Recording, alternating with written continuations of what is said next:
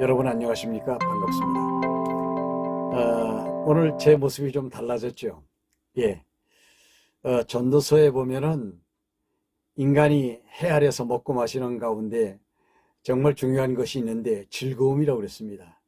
좀 바꿔봤어요. 모자가 좀 잘 어울립니까? 예. 원래 이런 스타일이 제 모습인지도 모릅니다. 오늘은 전도서에 들어가서 좀 생각을 해 보도록 하겠습니다. 전도서의 그 기자가 누구냐? 전도서를 쓴 사람이죠. 누구냐? 다윗의 아들, 예루살렘 왕, 누굽니까? 솔로몬이죠.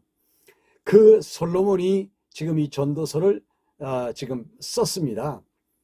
그렇다면 이 전도서라는 말이 말씀을 전한다 그런 뜻이죠. 네. 요즘으로 말하면 강론 혹은 설교의 말씀이라고 보시면 됩니다. 무엇을 얘기했느냐? 전도서 1장에서 7장의 내용이 두 가지를 이야기합니다.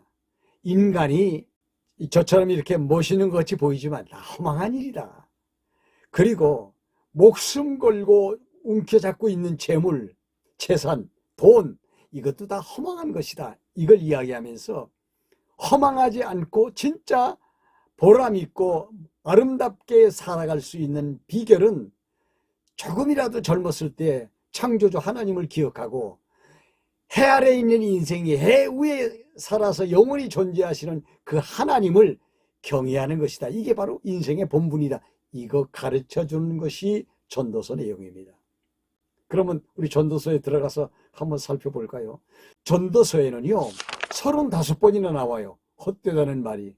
그러니까 얼마나 그 강조점을 두고 인생의 허무에 대해서 말씀하시는지 모릅니다. 그러면서 이제 그 이유에 대해서 이제 쫙 설명을 해 나가시는데, 사람이 낳고 또 죽고 낳고 죽고 낳고 죽고를 계속해도 세상은 뭐 변하는 게 있느냐? 옛날로부터 지금까지 태양은 그 자리에 있고 달과 별들이 다 그 자리에 있어 뭐 새로운 것, 변화된 것이 있느냐? 공중의 바람까지도 강물도 이게 모두 다 전도자의 눈에는 피곤한 것으로 보였다고 말하고 있습니다. 인생이 소중하고 잘났다고 말하지만 세월이 지나면 누가 그 사람 기억해 주는 사람이 있겠습니까? 그럼에도 사람들은 거기 붙들려서 유명해져 보려고, 보람 있어 보려고 애를 쓰고 노력을 한다는 것입니다. 이게 바로 바람을 붙잡으려고 하는 것과 같이 보였다고 하는 것이 솔로몬의 말입니다. 그러면서 솔로몬이 인생을 연구하는데 많은 지식을 쌓았다고 그랬습니다. 그런데 사람이 지식을 쌓으면 행복할 것 같죠? 그것도 아니라는 거죠. 머리만 아파, 골치만 아프고 걱정만 많이 생겼다, 그렇게 이야기를 합니다. 사람이 많이 모르면 그만큼 걱정도 없는 건데 많이 아는 것 때문에 걱정이 왔다, 그런 얘기를 하는 거죠. 그러니까 많이 공부를 하는 것도 허망된 것이다, 그런 얘기를 하고 있어요. 그러면서 인생을 즐기는 것이 그럼 최고 아니냐? 그래서 솔로몬이 인생을 즐기기 위해서 술에 취하고 여자에 취해서 그렇게 인생을 살았는데 그것도 헛되더라, 그 얘기를 하고 있습니다. 열심히 일을 했다고 말하면서 궁전도 지었지, 성전도 지었지, 과수원도 만들었지, 뭐 금, 은, 보화를 거두어 들여서 창고에 가득가득 쌓아놓았지. 그럼에도 불구하고 거기서 솔로몬은 만족을 취할 수 없었다. 이것도 헛것이다. 이렇게 이야기를 합니다. 모든 것을 다 가져봐도 역시 바람을 잡으려는 것 같았다고 고백을 합니다. 임금이 되면 무슨 소용이냐? 옛날에 선조 임금들이 했던 거 지금 나도 똑같이 하고 있는 건데 임금이 되어본들 뭐 달라지는 것이 있느냐? 물론 슬기로움이 어리석음보다는 낫기 때문에 지혜를 얻으려고 동분서주했다. 그런데 죽음을 앞에 놓고 보면 아무것도 아니다. 돈을 모아놓으면 그 돈 다른 사람이 쓰게 마련이고 무엇이 보람인가 했더니 결국 인생 죽음 앞에는 모든 것이 허사다. 그러니 사실 따지고 보면 내 뜻대로 되어지는 것이 단 하나도 없었다. 그러면서 수많은 때에 수많은 수고를 하고 고생을 했을 뿐이다. 그러면서 이런 얘기를 합니다. 하나님이 때를 보내주시는데 인생으로 하여금 그 때를 맞이하면서 수고를 더하게 하시기 위해서 하나님이 이런저런 때를 보내시는데 나는 그 때에 맞춰서 인생을 살았다. 태어날 때, 죽을 때, 심을 때, 뽑을 때, 죽일 때, 살릴 때, 허물 때, 세울 때, 뭐 이런 울 때, 웃을 때, 곡할 때, 춤출 때, 흩을 때나 모을 때, 안을 때, 삼갈 때, 찾을 때, 뭐 포기할 때, 찢을 때, 꿰맬 때, 말할 때, 침묵할 때, 전쟁할 때, 평화할 때, 이런 때들을 하나님께서 인생에 보내면 인생들은 그 때에 맞춰서 수고를 한다, 그런 얘기죠. 그런데 이 때를 인간이 조정할 수가 없다는 겁니다. 그래서 인간이 애쓴다고 해서 여기서 무엇을 더 보태보겠다? 가만히 보니 하나님의 인생들에게 수고를 보내신 것이다, 이렇게 깨달은 겁니다.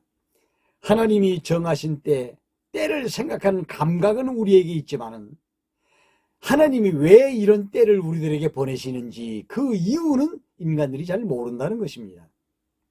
그래서 깨달은 게 뭐냐? 그저 먹고 마시면서 즐거워하는 것이 정말 좋은 것이다. 그리고 이왕이면 좋게 살고 착하게 살고 선하게 사는 것이 좋은 것이다, 이걸 알고 있다는 것입니다. 솔로몬이 깨달았습니다. 때를 정하시고 섭리해 가시는 하나님의 사역에서 무익한 인간은 두려워할 수밖에 없구나.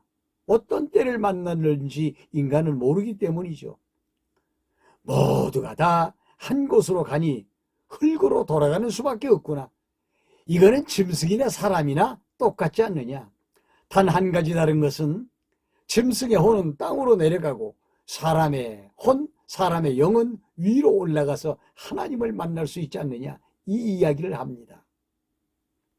여기에 솔로몬이 말한 핵심이 있는 거죠. 중요한 것은 죽음 다음에 일어날 일들입니다. 아무도 모르지 않습니까? 이것도 세상에 온갖 억압이나 눈물이나 폭력을 당하는데도 불구하고 거기에 대응해서 이런 문제를 지구촌에서 없앨 만한 사람이 나오질 않습니다. 그러니 목숨줄을 끊어진 사람이 오히려 살아있는 사람보다 더 복이 있다. 오히려 세상에 아예 태어나지 않은 사람이 더 복이 있다, 이렇게 말하고 있어요. 인간은 많이 가지려는 욕심 때문에 그 인생이 고달프다고 말합니다. 이것이 바로 바람 잡는 것과 같이 된다는 것이죠. 열심히 일만 하고 재산을 열심히 모아보았지만 거기서 만족이 없으니까 온통 불만투성이의 인생을 살고 있고요. 그럼에도 불구하고 인간은 혼자 사는 것보다는 둘이 좋대요.